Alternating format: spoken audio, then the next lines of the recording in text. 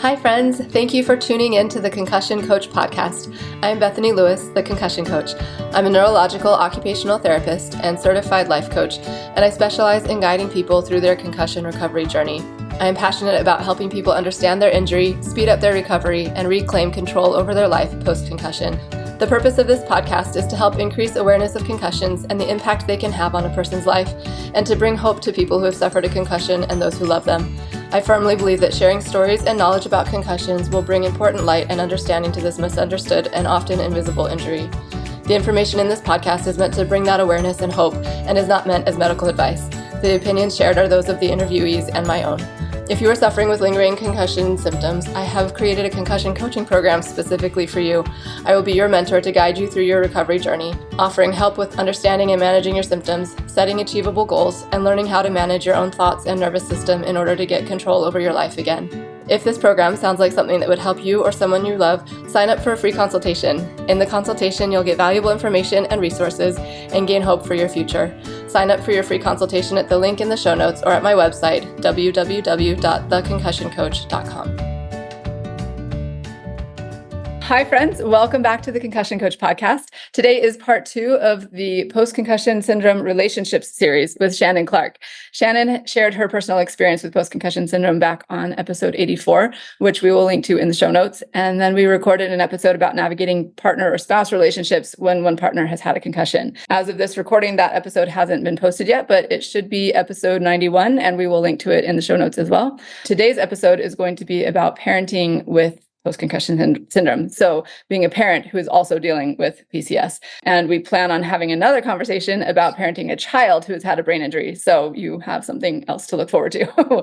So we will just go ahead and jump right in. Thank you so much for being here, Shannon. I'm going to have you go ahead and give a quick summary of your experience with PCS, and then we can jump into this, and that will be great. Hello, thank you so much for having me. So a quick synopsis, since I'll get to say this a few times in our visits. So I'm married with 3 kids. I had my concussion back in 2019, and I had PCS for a few years. I consider the following 2 years to be my more intense, unnecessary suffering phase. And then I went to Cognitive FX and they helped me to get on a trajectory towards recovery.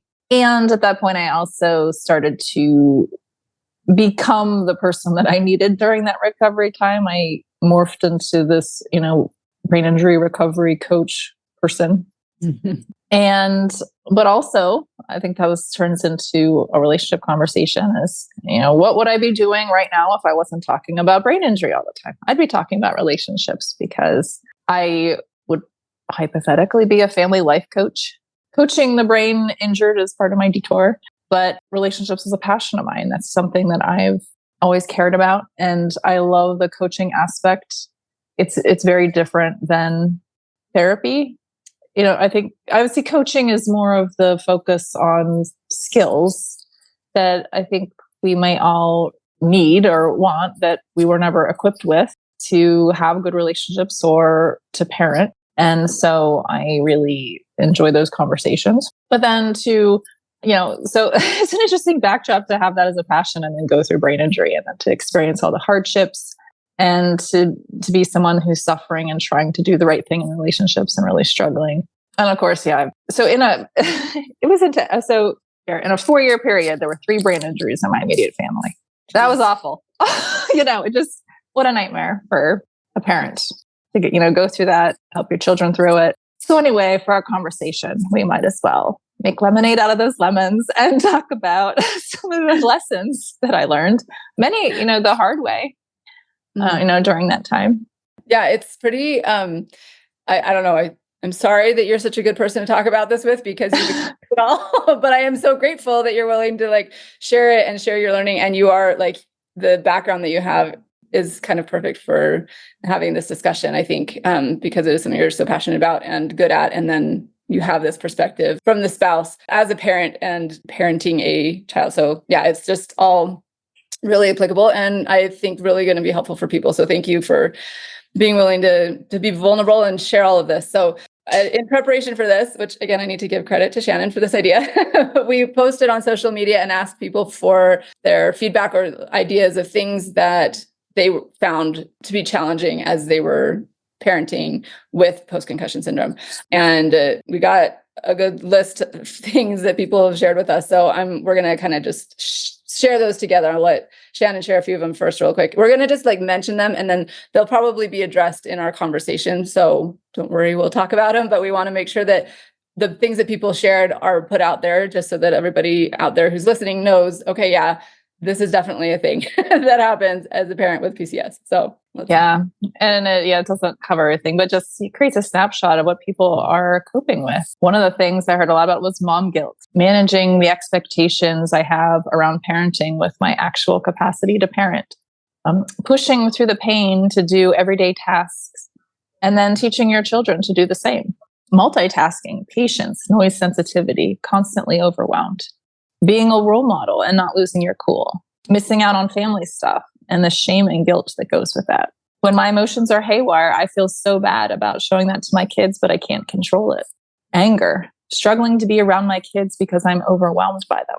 Not being able to take kids places because of sensory overload. Kids seeing you in pain or suffering. And a couple comments online of like, what help is there for a single parent? Another person said, I didn't want to be honest with people about my symptoms or get the care I needed because I was afraid of how it would affect the custody of my child. Divided attention, decreasing memory while increasing frustration. Rest is really important, and trying to be creative with it, and then dealing with the guilt of resting.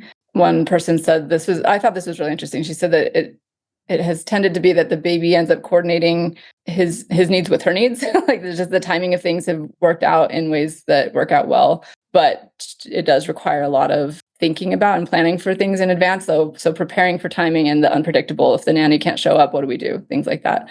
Juggling migraines with the baby. And again, this is kind of a repeat, but wanting to take him out and do activities and take him places, but feel hesitant to do that because it's challenging. And then she doesn't want to limit his experiences. So she's trying to get better for him every day, always, which I thought was sweet. But yeah, those are some of the thoughts there. Yeah, it's such a struggle. It really is. And so many people are dealing with so much with this. But one of the ways that people are not being supported very well in this is, that's one thing. People don't get a lot of support as a parent with PCS. I was just listening to a podcast episode interview that I did with another mom who had PCS. I think it's one of the earlier episodes. I'll link to that one as well. But she talked about how she kept she didn't even really believe that she had a concussion for a really long time. And that's, I think, very common. I hear people all the time are like, the symptoms can be so easily masked or like imitate other things. They're like, oh, maybe it's just because I'm older that I'm forgetting things more, or this, like, it's so easy to come up with excuses. So even just the fact of acknowledging that it is happening can be really challenging. And then she was saying that she knew that she had a concussion, but people around her didn't understand what that was like or what it meant really. And so they kind of discounted it and like didn't really support her in getting the help that she needed because they didn't understand it either. So it was like, it's hard. It's hard for the individual to believe it and like seek for help. And it's hard for the people around them to understand it and try to help as well. So it's an impossible situation. So it's okay and understandable to have intense grief over what you've lost as a person who's dealing with this. And also you're trying to deal with how you see yourself and not liking how you show up.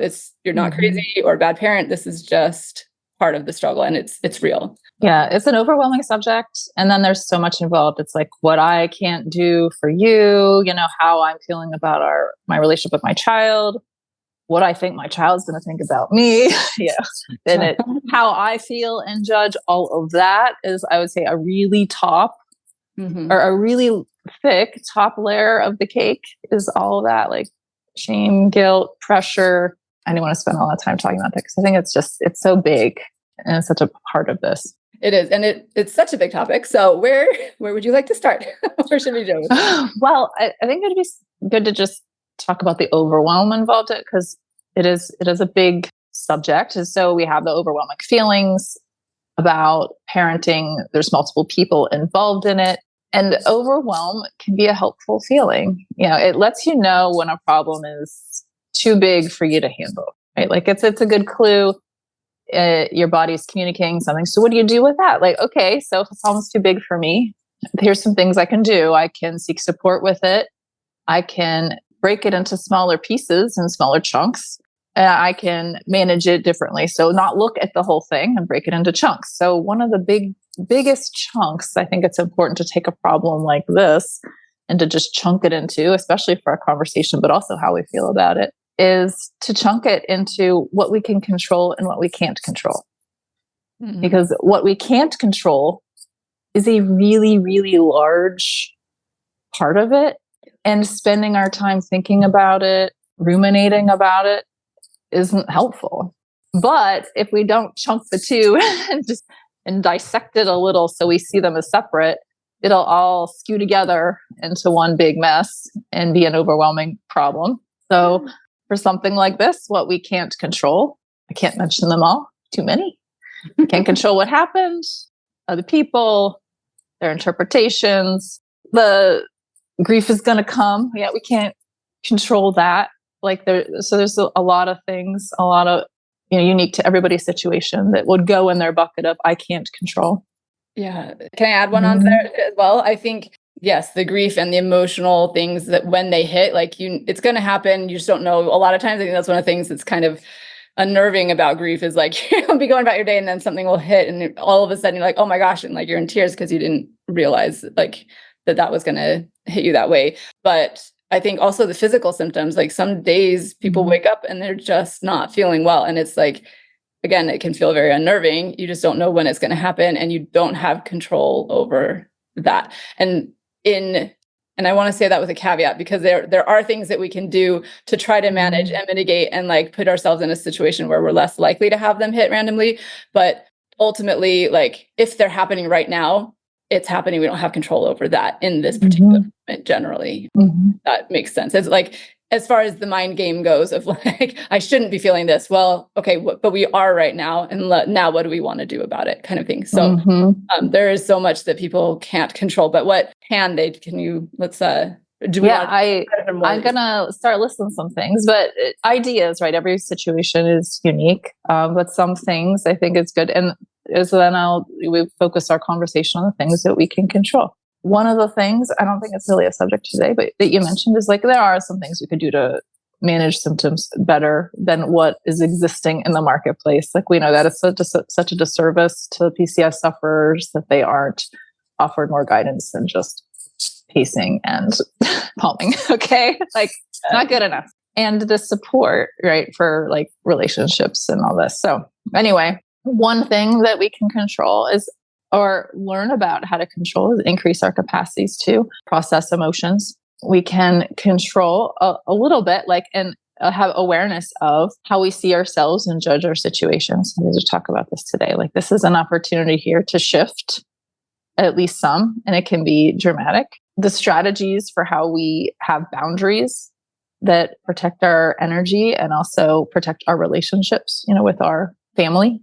During this hard time, that is something that we have control over at some level. And can I say with that, I think the thing that we have control over is, like you said, how the boundaries are managed with, we get to determine those. We can't determine how the family members respond or all of these things, but within our control is what we do in those relationships. So I think that's. Yeah. And I think I just want to add here, I know boundaries and sometimes they're so misinterpreted as sort of telling people, what they're not doing. Boundaries are, they're about yourself.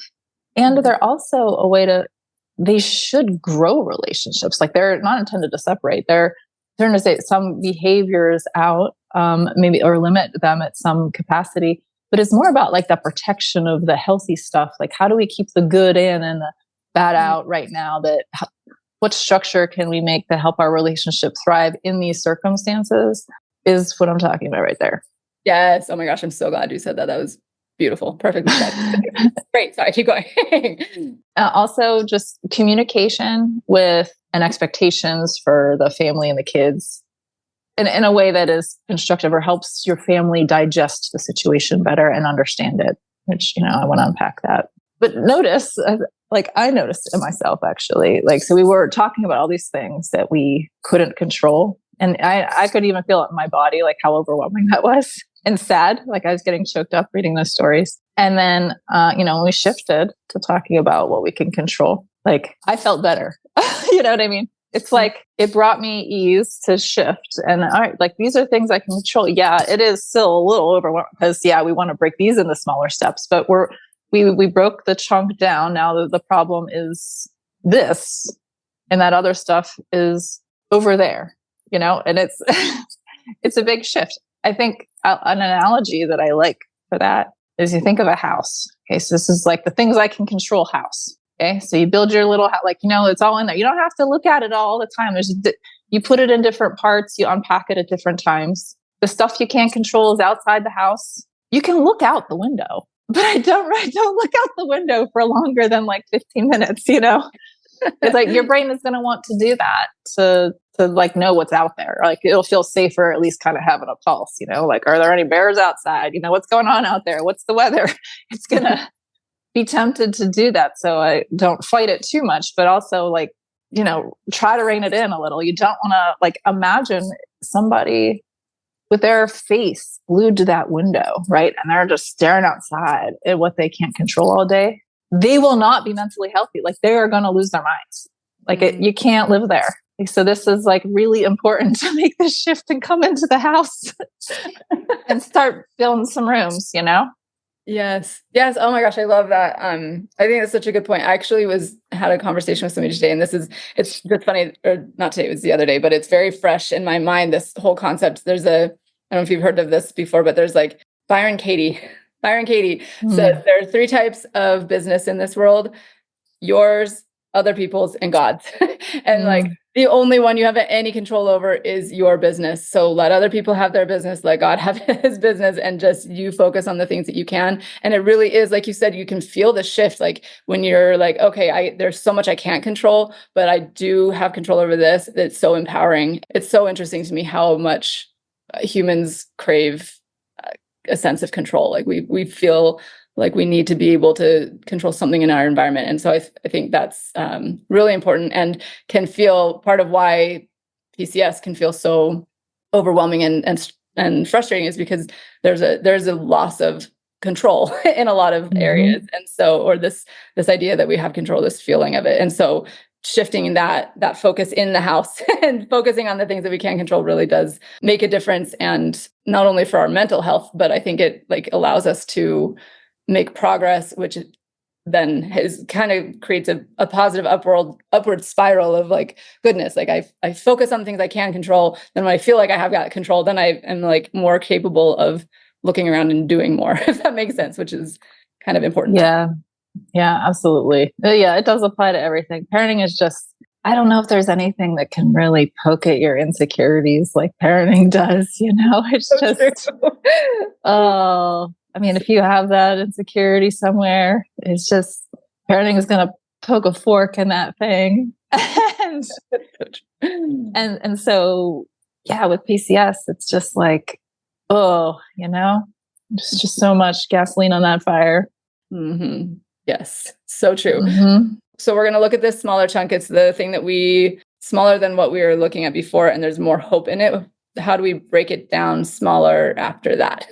If I could pick something, I would probably start with what I described as this, the top layer of this cake with really thick icing on it. It's that this stuff, it's all this like emotional, it's like how to cope with the fact that we can't parent the way we want to parent.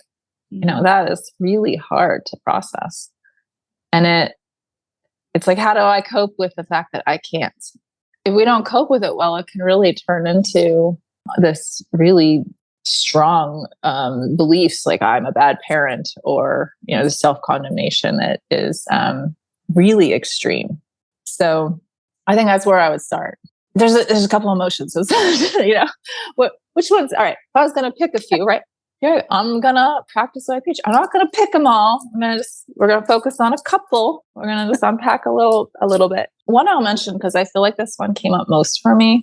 It made me resonate. Is just I noticed that, I learned through all the money I spent on therapy was, when I was feeling a lot of pressure and really like stressed out by it, like I'm just trying to do too much. And I was really like kind of lost in that cycle, and I talked to my therapist. It was the same thing every time. It was always, I have this volcano of grief inside of me.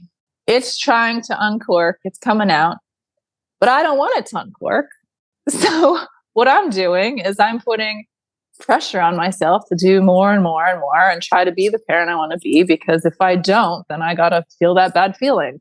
And I can laugh now. Like, if I just would have noticed that and did it, I could have saved myself all that money on therapy. But no, that's not true. I mean, the therapy served its purpose. It's like, okay, I still needed to build the capacity to do that. I mean, it just doesn't happen, that it's a process, and it's a work, and it's big, and it's new.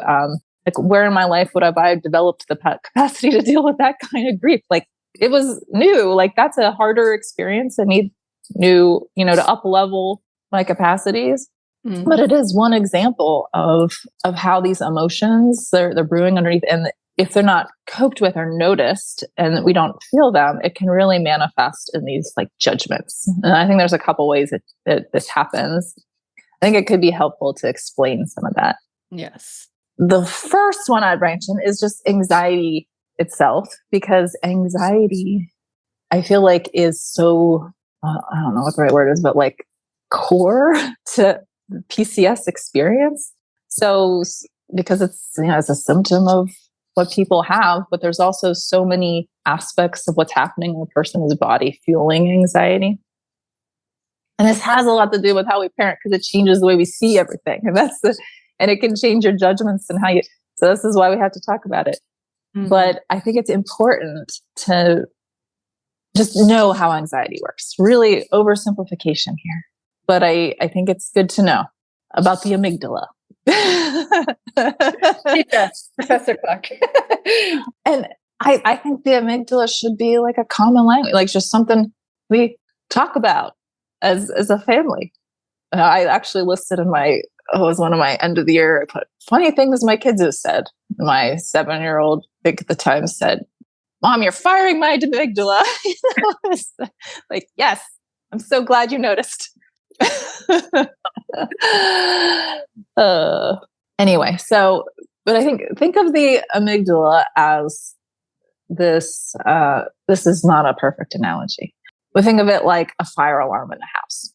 Okay, it's going to go off even if there's not a fire, because it's the purpose of the alarm is to detect certain threats, and in such a cases like post-concussive, it might be training to detect all different threats. Like, it might not just be the fire, right? It's detecting things, but it's not cognitive, is my point.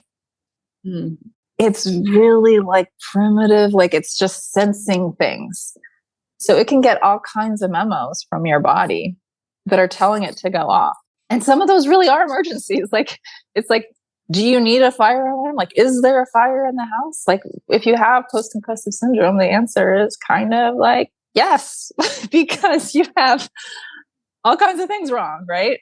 So, of course, your amygdala is going to go off. Now, why is that a big deal? Yeah, it can make you feel more miserable, and you can have a spiral in those like physical ways, of course. But what that means is that your cognitive brain is going to try to make sense of that signal, because it senses that there is a threat, or it is afraid, it's sensing that there's a fear, and it's going to try to make sense of it. And that's going to show up in stories in your mind.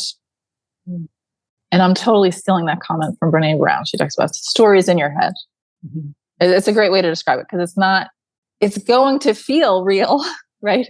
It's going to feel like I'm a bad parent or whatever. But for so many reasons, the things that it's going to come up with to make sense of these emergencies are going to sound like an emergency. They're going to sound kind of global, like, or all or nothing, or pervasive, like all the time, or I'm always this way, or it's going to last forever. It's very extreme. And in that case, very powerful. It's going to tell you things like, you can't handle this, you're not good enough, your kids will be scarred forever by this. Mm-hmm. But those are stories. Now, like, ideally, the cognitive brain would be just curious, right? But the first thing is, that's kind of just what's showing up, right? It's like that thing that's happening. So let's just break it down like into a little example. Let's say I got overwhelmed and I snapped at my child, which I've done. many times in PCS. So what likely happens, right, is so imagine me, I feel a threat and potentially even to that connection, right? Because this just happened to my child. Amygdala fires, kitchen alarm detected a threat, cognitive brain. Oh, and it's also tired, right? The brain's tired. It's going to have simple thoughts, black and white thoughts. It's just going to slap a label on you. That's all it's got, right? It's like yeah. And that's where it can land is I'm a bad parent. My kid will be scarred for life. So what I'm encouraging is, are you going to fix this? Like, probably, like, it's going to happen. So what I'm saying is just notice it. This is what I'm saying. Just try to notice, like, you have the extreme thoughts that are happening in your head. You can notice them. And it's a very, very different feeling in your body of, I am bad, right? Like believing that very quickly, right? Like, I'm a bad parent. And it's just different to be like, the story in my head is that I'm a bad parent. It's a really big shift. It's subtle. It's like you're just observing it and you're not buying it. You're kind of just, you can start to let it pass. But just to break, like if I was using this as an example, like what would likely be going on for me vulnerably underneath if I had a healthy brain that could just dissect this for myself and figure it out in the moment. It's really like that. Yeah, the story in my head is I'm a bad parent. This connection means a lot to me, and I'm afraid to lose it or harm it, and I'm afraid that I just did. Yeah, I think. I'm going to throw some stuff in here too. Like everything you said, I think is so good, and it reminds me of some things such similar. Like I love the way you explain it. I think it's very similar to the things that I understand as well, and maybe it'll be helpful to hear two like versions of the same thing, because exactly like. Right along the lines of what you're saying, I think that noticing of what's going on and separating yourself from the thought is really important, being the observer of it instead of like adopting it as truth without questioning, which is what we tend to do when we're tired. Like, is that like when our energy and mental resources are stretched thin, and when we're in that fight or flight state, that nervous system, if your nervous system is on high alert and because it's sensing danger. Like I kind of want to go back to what you were saying with the amygdala. If it's sensing danger because maybe it's not, you don't even know it. It's not cognitively, you're not aware. A lot of times when people have post-concussion syndrome, they don't realize, oh, my balance is a little bit off. Oh, my eyes aren't tracking things very well, or I don't see, like, I can't tell the depth perception super well. And like, so we're not consciously aware of these underlying issues. But our body knows it, and our body is feeling unsafe. And so it's putting us in that like alarm state, right? So there's something wrong. We don't know what it is. And then you're right. Like it makes so much sense. Like we want to come up with a reason for it. And so we try to attach all these labels to it. And we don't, when we're in that higher alert state, that nervous system state that's on, that major overly sympathetic state, we lose access to our higher thinking brain. And so we're not going to be able to be really rational and reasonable and like ponder, like, what is it that I'm really afraid of? It's just like, well, clearly I'm just a bad parent and this is the worst thing ever, right? Like it's totally physiological that's why our response is that way. So I hope that gives people who are listening to this a little bit of like capacity to give themselves some grace, like some self-compassion, because it is your body and brain are trying to protect you. They don't know what's going on and they're just going to the easiest assumptions, and like, which doesn't actually feel good, but it feels better to have an answer than to be left wondering what's wrong with me, right? So yeah, I think that is important. And I like also what you were saying earlier about trying to avoid, it was ironic, like you want to avoid feeling like a bad parent. And so you push yourself past your capacity so that you can't do what you can do to try to make yourself feel like a good parent, right? Like it's just ironic how we do this. And the resistance is to that feeling or that negative story and belief that you are trying to avoid. So I think, yeah, there's a lot to this. I just want to throw one other quick thing out here in addition to like what we've already talked about, this when we're dealing with emotions, one analogy that I like to use is like it's a beach ball. Like imagine this negative emotion, anxiety. Let's go with anxiety still. Anxiety is a beach ball that is floating along with us. We're standing in the waves playing. It comes up and it's there. And all of a sudden we're like, crap, this thing is back. I don't want to feel this anxiety. I don't want to think that I'm a bad parent. I don't want to have all this like stress. And so I'm going to like try to push it away. Like I don't want that. So I'm going to push it down under the water. And the ironic thing is that in order to push it away and try not to deal with it and resist it, is it takes both of our arms and all of our energy and concentration, like to not think about it. But we all know, like the further down you push an emotion or a beach ball underwater, like the harder faster it's going to come up and bop us in the face. And so if we can acknowledge it and be like, oh, here you are, anxiety. Thanks. I'm glad you're here. You're here to tell me something's off. Like I'm going to read you as that dashboard of like information instead of attaching to it. Like, oh, here you are next to me again in the water. I'm just going to let you be here. Like, it's okay. I appreciate you being here and you can hang out as long as you want. And it's crazy when we allow emotions, they will not they don't stick around forever. Like it'll go away and then it might come back on another wave. But if we're not like actively trying to resist it or avoid it or like reacting to it, like then it doesn't have the power over us. And kind of like you were saying, like if we notice it and see it as separate from ourselves, then that takes away the power from it, and it allows us to continue on with our lives without it controlling us. Yeah, I mean, that has been my experience working through PCS. It's like, the emotions are intended to move, and the only way to keep feeling that horrible feeling forever is to try to stuff it down. But here's the other kicker too. Anxiety will also tell you can't handle your feelings. So yeah, bottom line of anxiety, don't buy what it's selling. Exactly.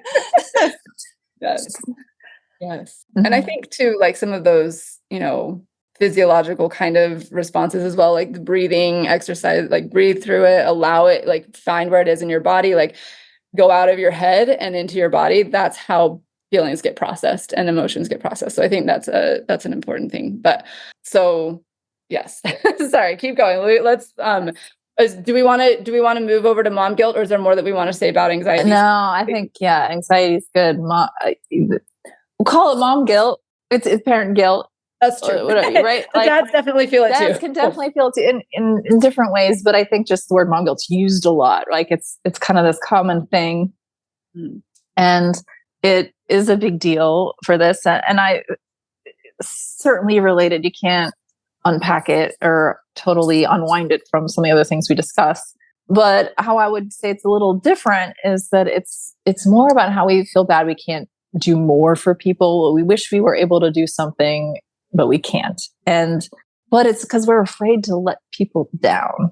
I think that's the thing that's kind of different here. We're talking about what others expect from us and this like relational aspect.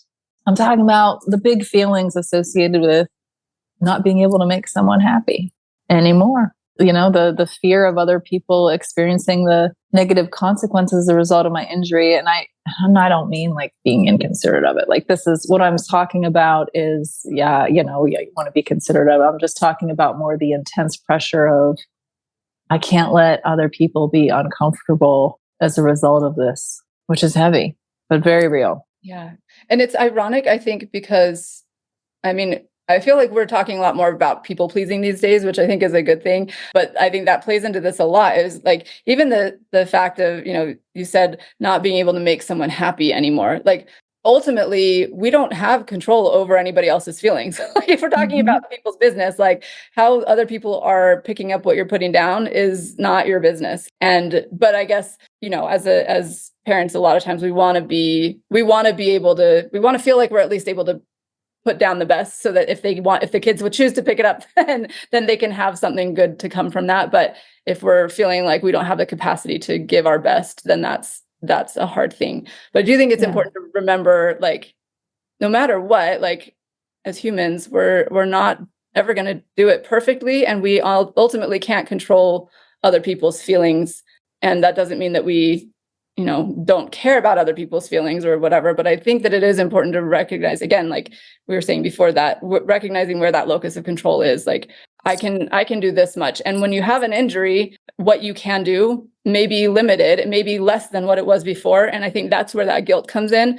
But it's not fair to you to feel that, and not that that's going to stop it. But if you can, again, separate a little bit and see, okay, I see why that's happening. And maybe if you can realize the truth of, oh, actually, it's not my fault. I think that's where maybe some of that guilt comes in, is like, it's to some degree like taking it on as fault. But the fact that my capacity is more limited and therefore I can't do everything that I was able to provide and do in the past, that's not a measure of a reflection of my worth as a person or as a parent. Like I might need to have help to do what I was doing before, and that doesn't make me worse as a person. I don't know. What are your thoughts on that? I'm just throwing things out there. I love that you said the people pleasing, because I think that is a really simple way to define it. It's like people pleasing parenting style. It's the parenting version of people pleasing is really kind of another way to put it. It's the same beast. I would just call it mom guilt. And just recently, I think we, need to include a link to the podcast in the show notes that, Dr. Becky Kennedy, who I do recommend following. She's awesome. Especially on this. Because she's just so good with being gentle on yourself and helping yourself process some of the hard parenting things, which is beautiful. But, she did this recent podcast where she really unpacked mom guilt so well, and more than this. So I recommend, going to that. The recent one with Dr. Huberman, the Huberman Lab. Mm-hmm. Mm-hmm. We'll link it. Yes, we'll link it. But one of the points here is that it's just not true guilt. Like I feel guilty that I can't take my child to the arcade, say as an example, right? Is that true guilt? Because guilt is different than that. So like real true guilt is like, I feel I have certain values and then I feel guilty if I don't align with them. So like if I was mean to somebody and I didn't mean to be, like, and I felt guilty for that, like that, okay, I'm stepping out of my values. I might feel some guilt over that, right? That would be different.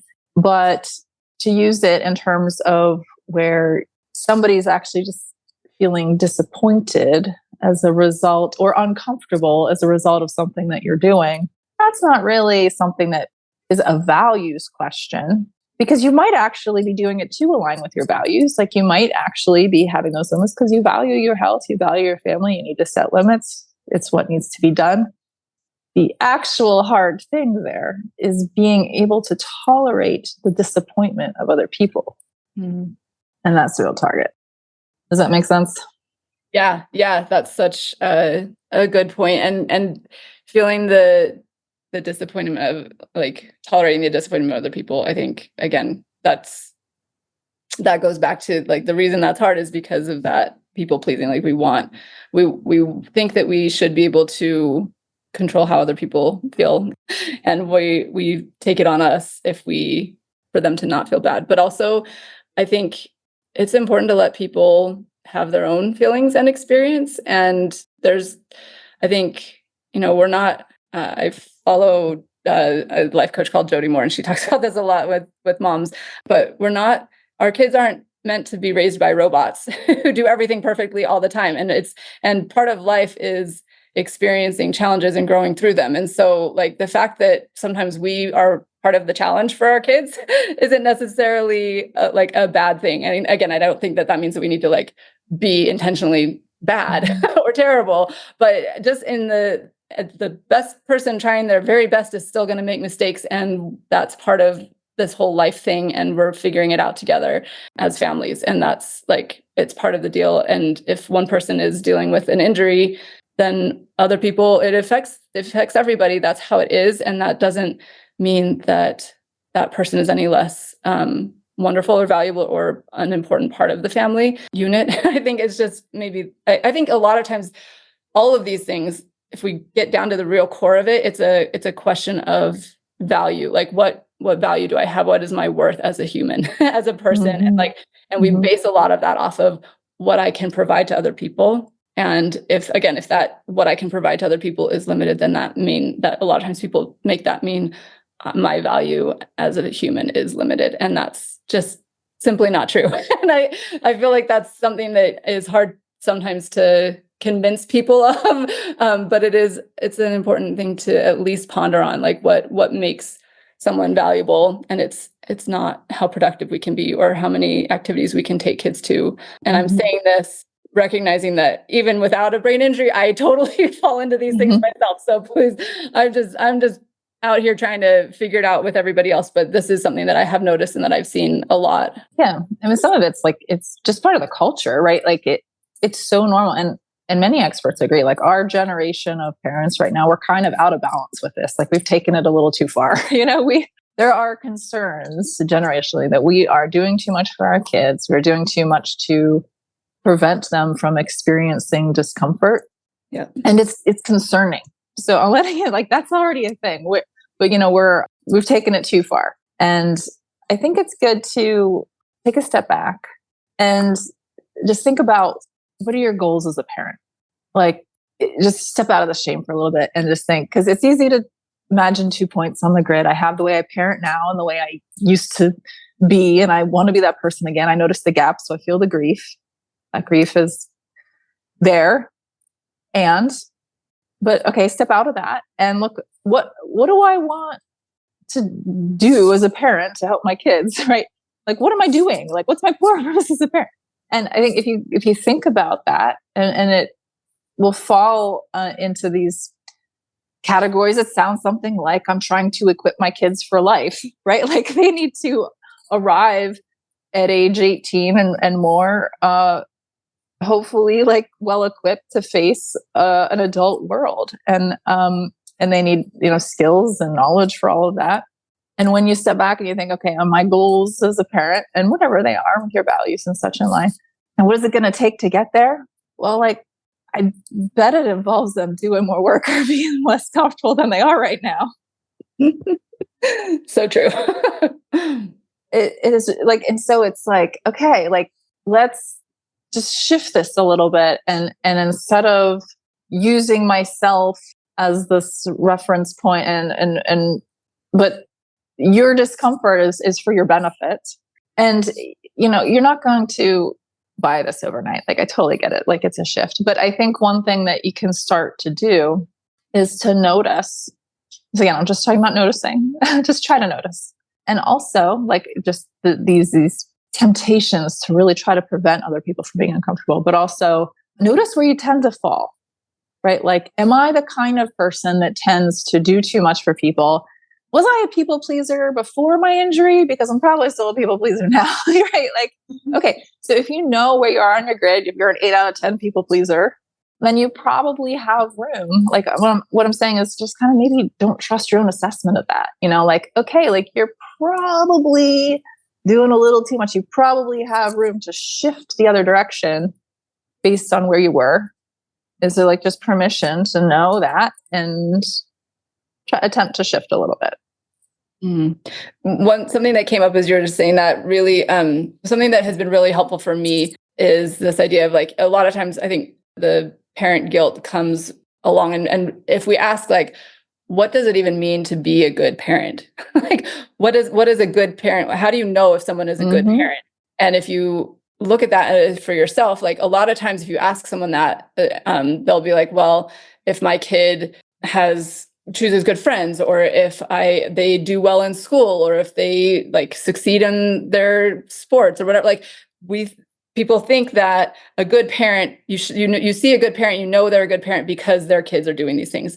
And again, that's like not accurate, because the place that a parent has control is what they are providing. So a good parent, like, what makes a good parent is whether you're aligning with your values ultimately. Like, are you parenting in a way that aligns with your values? So am I trying to provide my children with these opportunities to learn these things? Am I teaching them through my example and my words these things that are important to me? Like, that's how you align with quote unquote good parenting versus how your kids turn out or like what they're doing. And I think that shift can be mind blowing for people. At least it was really helpful to me to be like, oh yeah, like I'm not a good parent based on how my kids respond to things, because again, that's outside of my control. But what I do have control over is this, and that's what how I can define good parenting.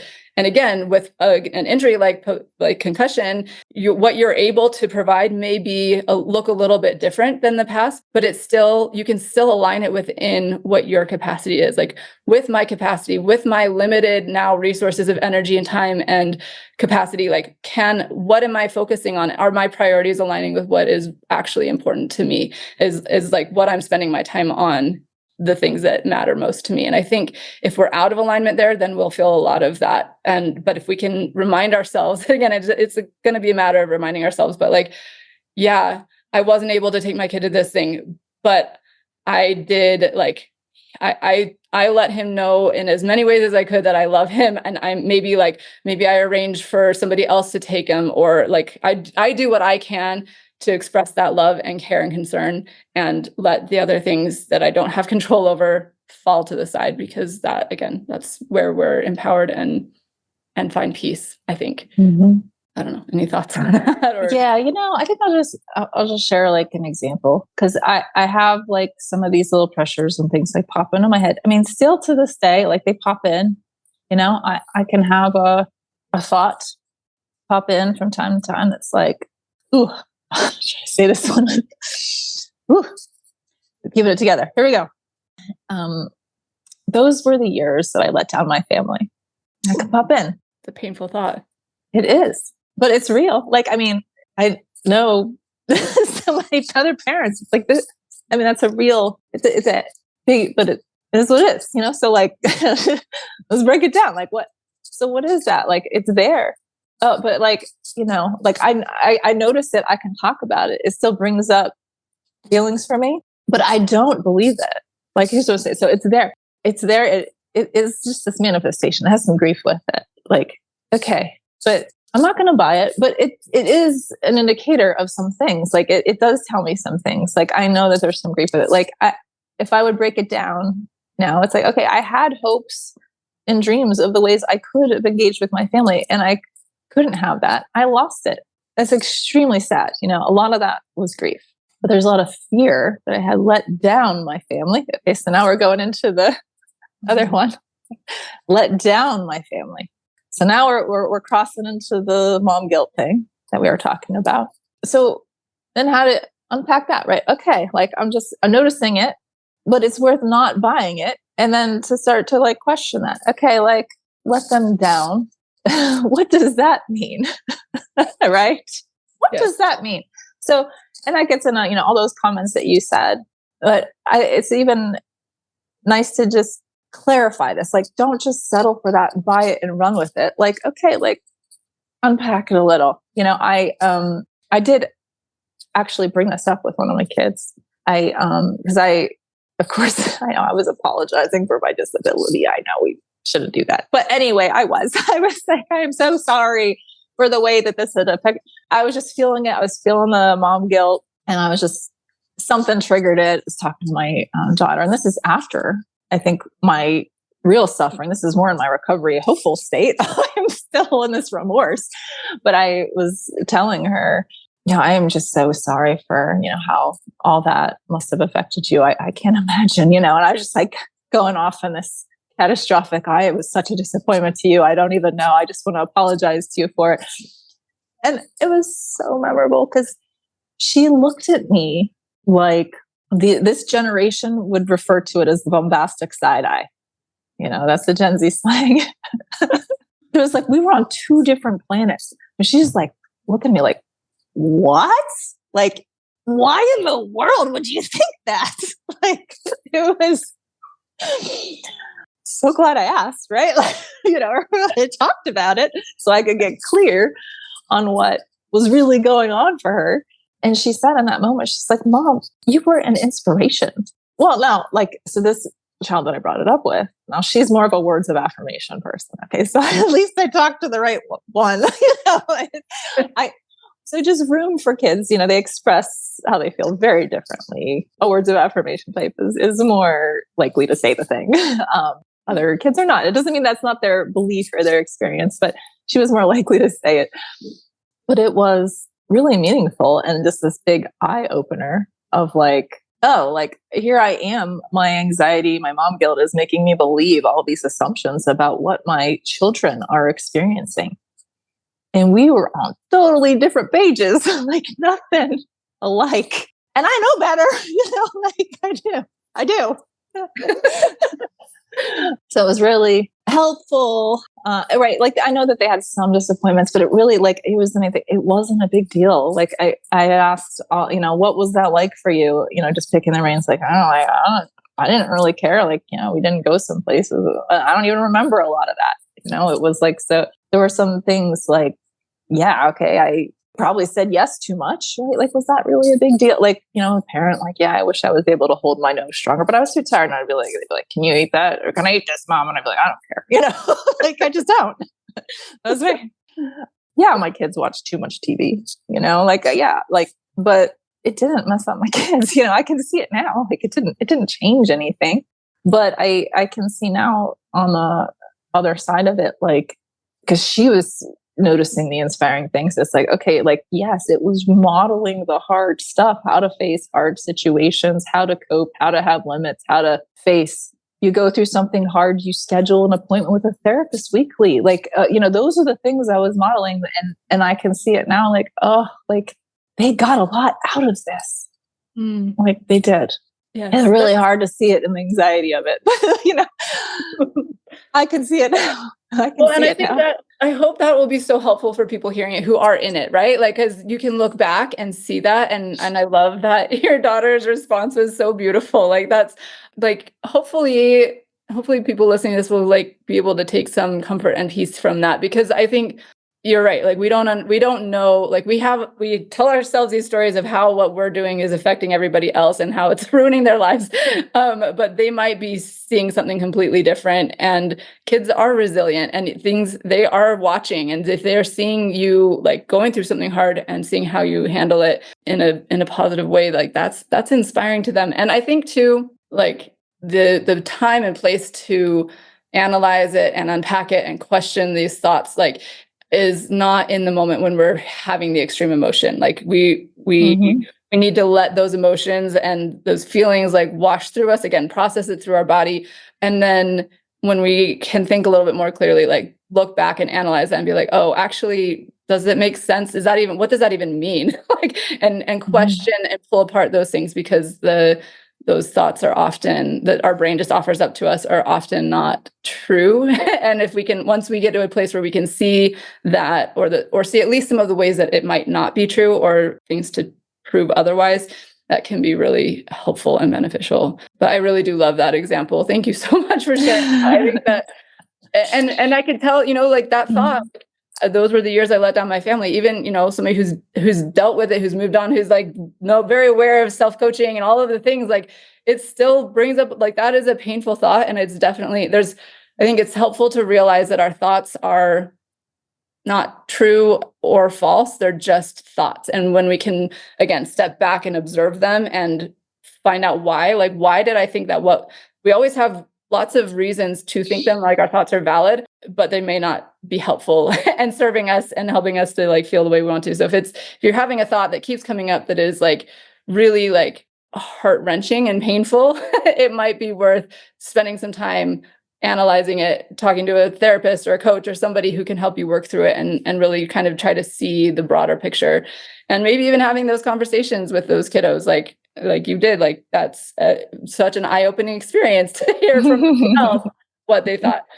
And sorry, one more quick thought on this is like, even if they are like, yeah, I felt let down, like even if the like worst case in our mind scenario is comes to pass, like they feel like there were things that they were disappointed about. Like, again, that's not necessarily a bad thing. Like we need to work through these things. This is an opportunity for them to grow and become a better person. Like, through this. Yeah. So, and like, their anxiety might make, their language global, right? But they're disappointed by some of it, right? Like, sure, like that, because there's change, they've lost some things have adjusted. But it doesn't mean that they can't handle it. And it doesn't mean anything is bad. It's very different. And it's hard. So what practical tips do you have for someone who is parenting with a concussion and post-concussion syndrome? Like, what things did you find that were helpful in that role? Okay. Now, my first thing I would say, some mindset shifts. I know I talked about the mind a bunch, but right, like don't compare yourself to your old self. Put your boundaries and your things that you want to do as a parent in reference to your parenting goals, right? Like, so think about the benefits and what you want to do. So like staying open to your kids, picking up more and being and experiencing the tolerating some discomfort. Thinking about, here's a good one, I think, that can shift people out of some of this shame too, is to think about what you'd want for your child if they were in the same situation as you. I know you hope your child never goes through something like this, but it's like, okay, but it just takes you out of it. And it's like, oh, well, if they were doing this, like, this is what I would hope for them. I would hate for them to put so much pressure on themselves to do all this stuff. Oh, my wish for them would be that they would, take care of themselves and their kids can pick up some slack. You'd probably start to really shift the way you see it. I think it can be a helpful mindset shift. Another one is asking yourself maybe how you would have connected with your child if it was 100 years ago. And I say that because like the modern technology puts such a strange shift on things. It's so unnatural. Like now we're like, well, my kid wants to go to the arcade and to the trampoline park and all this stuff and then the phones. And it's like, ooh, like this isn't natural, but the expectations are strange, so it's just like, just to step back and be like, well, how would I have parented then? And how would I have connected with my kid then? And it's just much easier on the brain. It's almost like a next level of like, I tell people when they're recovering, like, let's make 100 years ago lifestyle your next goal. And then we'll try to get into the modern society, because that's a big step. All this stuff is so strange and unnatural for your brain. Like add that later. We need to do the natural things first. I actually really love that. Because 100 years ago, like it would be a lot more of like spending time together, playing simple like games or like going outside into nature together. Like that's key. Like that. This simple toy instead of that thing that's buzzing in the corner. Like I don't want to like avoid my child because my kid has that buzzy flying ball that every kid got for Christmas last year. And I like to think of, it was the poor PCS people whose kids wanted the flying ball. It was so annoying, but you don't want to have to avoid your kid because of the stuff. Like think like, yes, like, and that's better for them. Yes. Like move that aside, at least for now, like, or for some time together. Like, yes, it's okay to just have simple time with no technology around and play with some blocks. Play some cards. Like I actually just the other day, my 9-year-old was sick and home from school, and we sat down and played like War, with a deck of cards. I was like, wow, I haven't played this in a while. It was just like he wanted to do that. He wanted to connect that way. It was so fun. But like, yeah, it's those simple things really can make a big difference. It'll be the things they remember, not the video games that they played. Yeah, I think I would add to just this idea of like tolerating the disappointment. It's really key to have that focus. Like I would make it a goal to allow yourself to practice tolerating disappointing some people, like, and to experience that. It's hard. Like so these small things like, okay, we want to do this, we can't do it. Just here's the spin I'll put on this. In those hard moments, like it's tempting to be twisted into like these failures. Like I can't do these things. I'm sad about it because your grief is there. But if you handle it well, here's what's really happening. So your child is disappointed in those moments. That's actually like a prime moment to have like a beautiful parenting experience that's so connecting. Because if you then are just like empathize with them, it's really hard to not get what you want. There's so many things about just like being with them in that moment and just saying that, it's so hard to not get what you want. Like your kid will feel so connected, if you empathize with their grief in that moment for not getting what they want. It actually brings you closer to the child, and it's like parenting ninja move. It will go way further than any outing, any trip to an amusement park. Just empathizing with your kid when they are disappointed. It's so valuable. It's like a diamond in the rough. It builds their character. It builds your connection.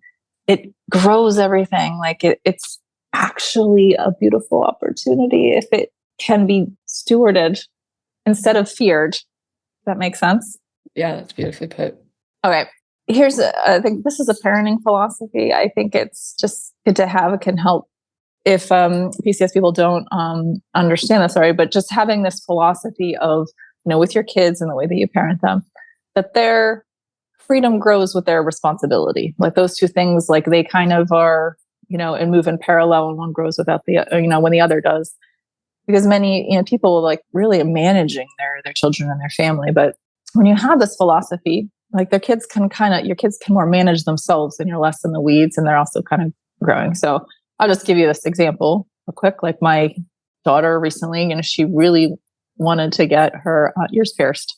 And I was like, well, I do not want to manage that. Like, I do not want to be cleaning her ears every day. I do not want to be twisting these little earrings. And she's also sensory sensitive. So like, I was like, oh, and so like I put out to her, like, when you show me that you can take care of yourself, you're brushing your hair every day, you're doing your teeth, I don't have to nag you about that. And then I can trust that you'd be willing to clean your own ears and turn your own earrings every day. And then when you have then I will be willing to pierce your ears, and then we'll move on, and you'll manage that, and you'll be responsible for that.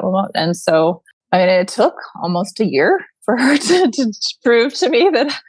And then we got her ears pierced, and then she was so excited. She called everybody in the family and told them about her ear pierced. But the whole point was, it's like she took on that, and that it wasn't me taking on that.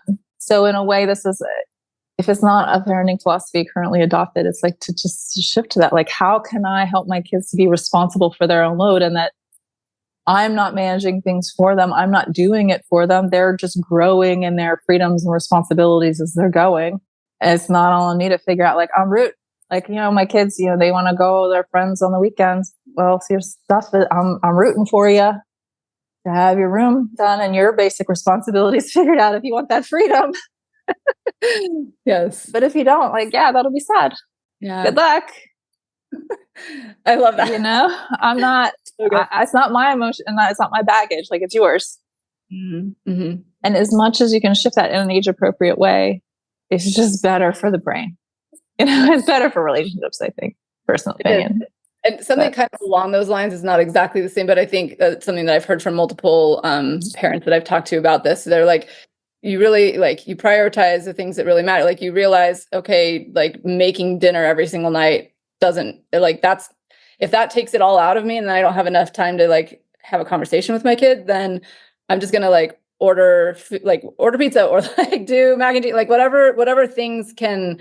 And not that, okay, I'm not saying that pizza and mac and cheese every night is a great idea. So don't get mad at me for putting out unhealthy ideas, but figure out ways that you can take the things that don't matter as much and that take a lot of your energy off of your plate to be able to focus what you do have. Like that, just that prioritization really does make a difference. So yeah, sorry, keep going. You're doing great. Okay. This is a big one though. Okay. All right. So we're talking about kids can handle hard things, but I think here's the caveat. When they understand the story, like when they understand what's happening, right? Like, you got to put it in the context of the story. And I think that is something that we can do. And it helps our kids to understand what's going on with us. I know Dr. Becky, a direct quote from her, we think it's the emotions that destabilize a kid, but it's the lack of the story to explain it. Mm-hmm. So knowing that, okay, I had this head injury, right? It's hard for me to think. I get easily grumpy. I have a lot less energy.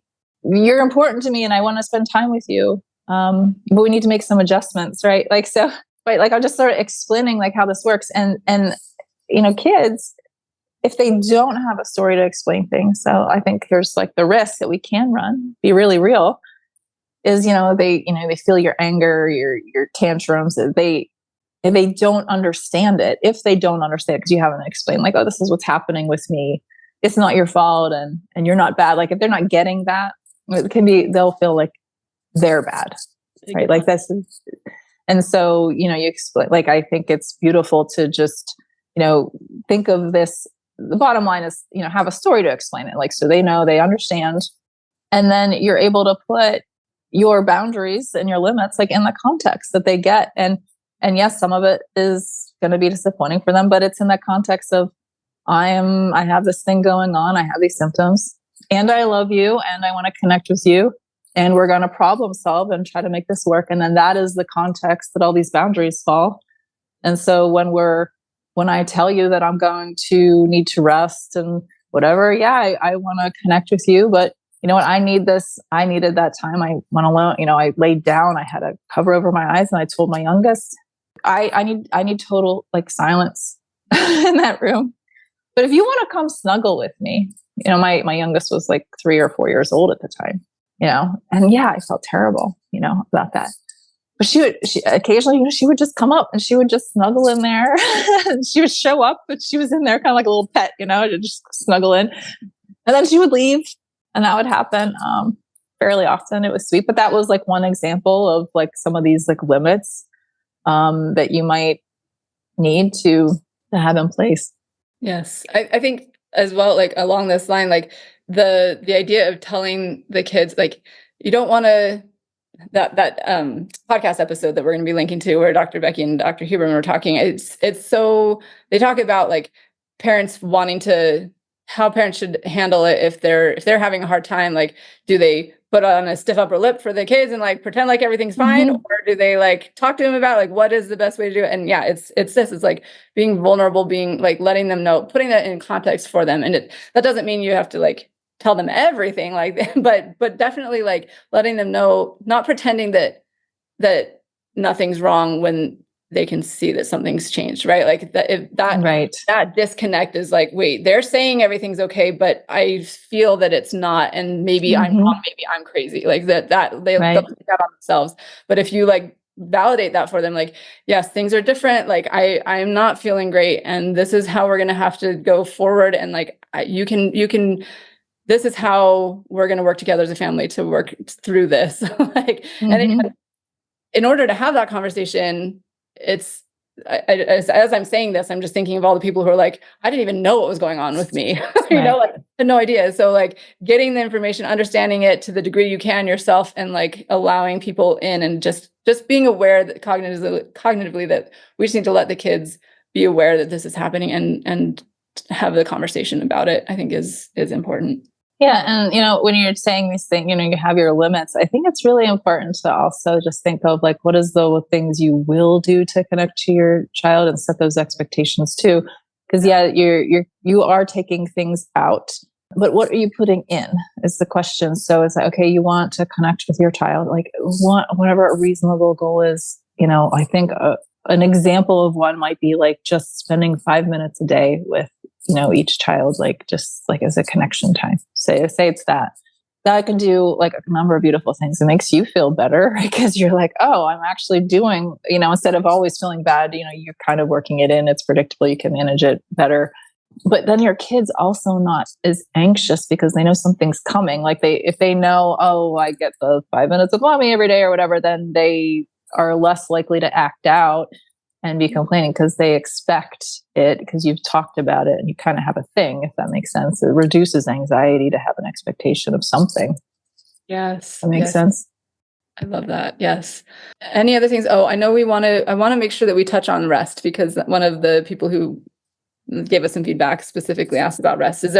Let's talk about that quickly, and we'll be wrapping up in a little bit here, but what other important? I see my last main point. I do think it's one of the most important things, so don't leave it off, is the importance of repair. Repair is researched to be one of the most important skills in any relationship, and parenting is not an exception. But so let's say you have a behavior you lash out or something. It's important to, at some point when you pull yourself together and you're aware of what you're doing, to acknowledge how your behavior affected the other person. You're not apologizing for the disability. You're acknowledging it for the behavior. You're talking about the behavior, acknowledging how it affects the other person. So here's just an example of that. I think this is just good to know what it looks like. I'm sorry I was so grumpy with you earlier. I imagine that you feel bad inside because of what I did. And you hit the spot because the kid will be like, and you can say, I want you to know when this happens, it's not your fault, that you are a good kid. And that could be a time that you also maybe do like a little brainstorming of like, let's come up with something we can do differently. Cause kids or family might notice you're going off into a certain thing before you do. Right. So like, is there a code word or a hand signed or a smartwatch setting, or, things we can put in place to maybe improve that. I think you can problem solve it a little bit at that time too. But it's important to just make those repairs, and those repairs can cover a lot, and they help to, reform a bond when the bonds are broken over all these things that can happen with PCS. That's so important. I'm so glad you brought that up. I think it can also be important to repair your relationship with yourself. Like when you have that explosion, and then you go and you like see the importance of repairing with that kiddo. I think might be a good time too, to be like, okay, I see you, me. This is hard. We're working through this, and I love you anyway. Like I love me anyway. I think that can be just an important point as well, just to have that relationship with you. So the question on rest, can you repeat that for me? Yeah, I want to know, like, any advice that you have for people who, like, rest is so important as part of recovery from PCS. And I imagine as a parent, like, did you have any strategies that helped you to get creative about getting that rest, or like when you were able to sneak it in, or how did it work for you to be able to get the rest you needed? Yeah, it's so complicated, because I felt like if I had better symptom management tools at the time, I would not have needed the rest that I did at the time. But so there's some element of that.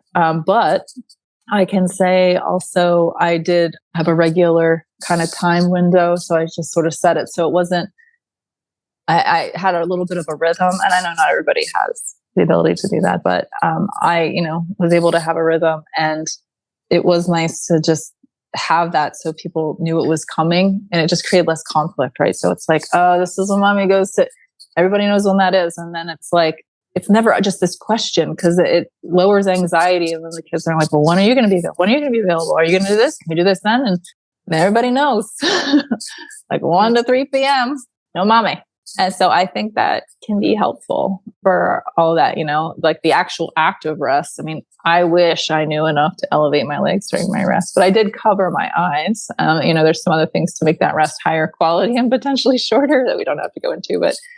Well, no, can we go into a couple of them? Just sure. Put them out. We don't have to dive deep. Just like throw out some ideas here. That would be great. Well, I know Cognitive Effects uses the app Brainwaves. It doesn't necessarily assess well for everybody, but I think what's important is to know, here's, I think, one of the keys is know how you rest best.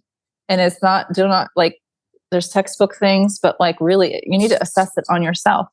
And some people do not do better with rest. Like it's just good to assess, like, because some people, with PCS, they lay down and then they kind of find that they can't get back going again. It's like the shark that can't stop swimming, they do better. But those people tend to do well. Like there's still a break that needs to happen, like going on a walk as rest instead. Right. When you're saying rest, you're meaning like laying down. Like that's one form, right? Like, yeah, there's all different kinds of rest, right? Like it's complicated, and that's how I broke my rest into like that form, right? It was like the total removal of all stimulation except for audio, if I was listening to audio, to kind of ground myself. That was how I found my form of rest. But others, it could be like movement, but it's typically not going to be overstimulating. It's not going to be technology unless it's like an app that's intended to do something special, and unique. Mm-hmm. But elevating the legs helps just rest. If somebody is kind of laying down as a part of their rest, that can make it more potent for sure. Awesome. Okay, thank you. Those were helpful. I wanted to just get those out there in case people wanted to know more about improving the quality of their rest. Fantastic. This is so good. Thank you. Do you want to summarize the most important things here for us at the end? Oh, sure. Because you unpack so much. I know we're trying to solve world's problems in a podcast. But yeah, so the most important things I'd say, don't believe the extreme negative stories in your head. And just try to notice them if you can. Have an idea of your tendencies so you know where you have some wiggle room. I know you're not going to change everything, but just kind of know you have room to shift. Help your kids to make sense of things with the story, like to explain things so they can put it into context. And, prioritize the connection that you have, with your child in a way that is meaningful for you, and make repairs, when things aren't going well for the relationship. Yeah. So beautifully said. Thank you for that summary. Hopefully this will have been helpful for people. I think we covered some really important things that, again, I really think a lot of this stuff is good for any parent. I know I got a lot out of this conversation. So yeah, thank you so much for sharing your own personal experience as well as the knowledge that you've gained through study and continued education stuff. But this is going to be really helpful for people. Thank you so much, Shannon. Thanks. I'm so glad you listened in today. I hope you have gained some helpful insights and inspiration regarding dealing with and recovering from concussions. My goal is to create more awareness and education about concussions and the fact that there is so much that can be done to improve life after someone has had one. Help me spread the message by liking, commenting, rating, and subscribing to this podcast, and share it with others who would benefit from hearing it. There are more resources available on my website. And again, if you or someone you love would benefit from concussion coaching, sign up for a free consultation using the link in the show notes or at my website, www.theconcussioncoach.com. Thank you. See you next time, and take good care of that amazing brain of yours.